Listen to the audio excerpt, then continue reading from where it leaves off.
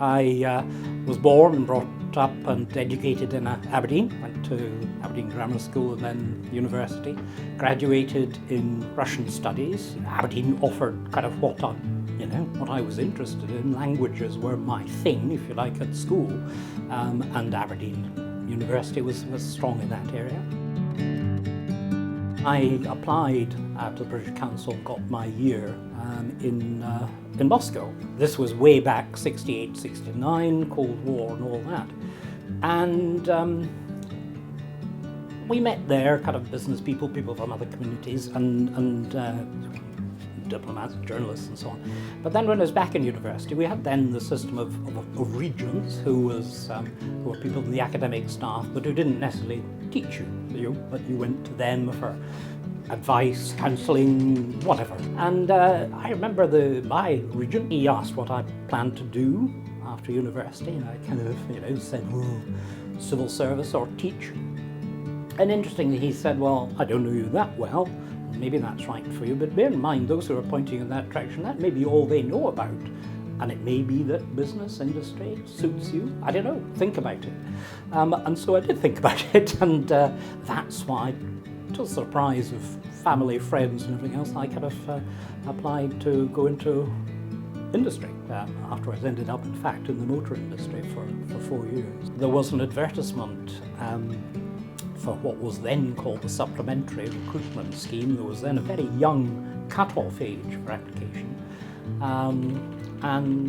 So I thought, well, I think maybe you have to be Oxford or public school. No, I'm not, but we'll give it a go. And I got in. When I joined the Foreign Office, I very quickly thought, yes, this is for me. I like this, I feel comfortable with it. If I had any worries about the Oxbridge thing beforehand, that vanished when I was in. It was actually very egalitarian. Some of the little habits in the Foreign Office I found a bit challenging, like everyone's on first name terms, apart from ambassadors and the senior guy, the permanent undersecretary. And I came from industry where it was very much, in those days, Mr. So-and-so, and to call and, senior official George or Fred, what I found quite difficult. But it was part of a culture which said, we have recruited you through a rigorous process. You must be good, so you're a member of the team. My first overseas posting was to Vienna, not dealing with Austria, but multilateral stuff, dealing with the Atomic Energy Agency and so on, which I found fun. Multilateral diplomacy gets you engaging with diplomats from other countries a lot more, arguably, than bilateral stuff. I was then posted to Moscow, which I applied for what was regarded as a good job in the commercial department of the embassy. But between me applying and me getting the job, Soviet Union invaded Afghanistan and we imposed a trade embargo. So I had nothing to do, basically. But I met my wife there, and so Moscow was good. At a certain point, after kind of other things, we got sent to Berlin, which was 1988. For that, the languages that I emerged from school and university with, French, German and Russian, absolutely were the languages for Berlin. You were living in Germany, and what we call the Allies, those who ran the Western sectors, were the French, ourselves and the Americans.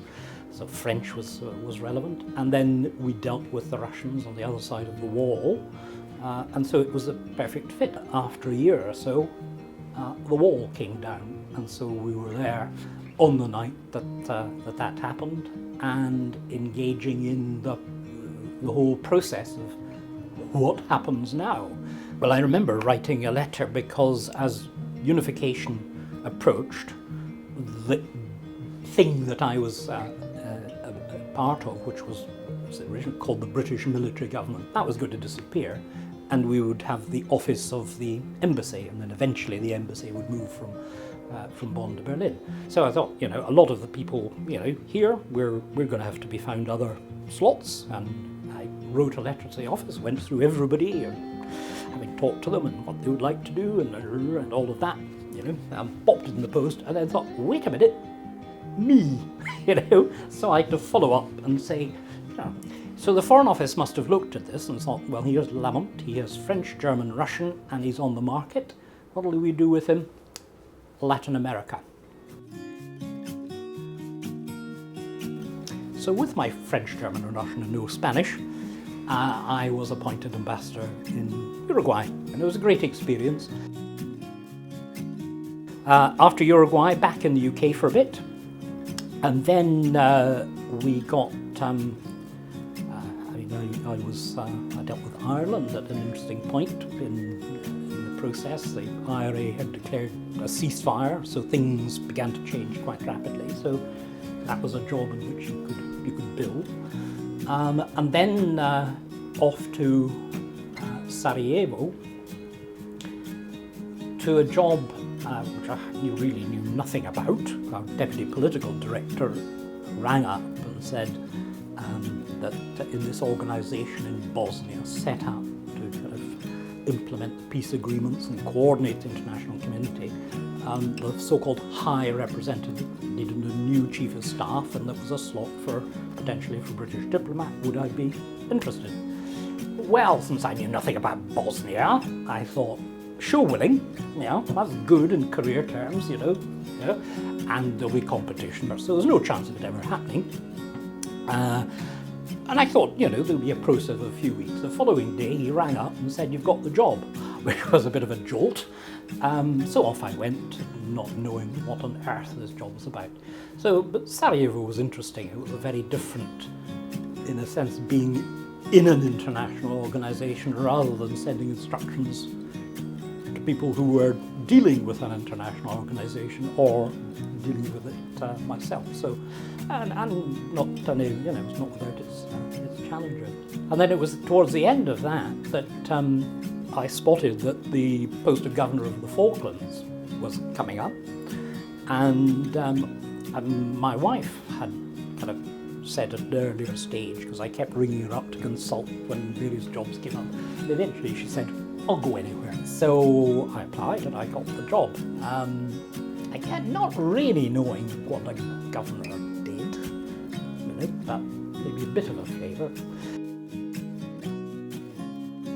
And the Falklands was, it is very different being a governor from being an ambassador, because if you're an ambassador, you're one of several, so you can always ring up a chum, say, what did you make of that, or what are you doing about this problem, or whatever. There's only one governor, and the decisions are yours, so it makes it very different.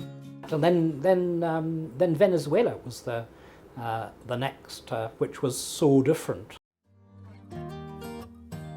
Well, I think my advice would be, in the proper sense, enjoy university, and that means partly enjoying the courses you're doing, and enjoy the process of discovery and of learning, and of dealing with the academic staff and others, but also enjoy the social life, enjoy the new kind of experiences you'll have. And of course, it depends where you come from. So it's either people from other countries, or if you come from another country, then it's people from nearby, from the northeast of Scotland and so on. And develop the friendships and try to give yourself challenges and give yourself new experiences and capitalise on them, because it can be a wonderful experience for your 3, 4, 5 years, whatever it is. I'm Donald Lamont. I went from Aberdeen into the field of international relations.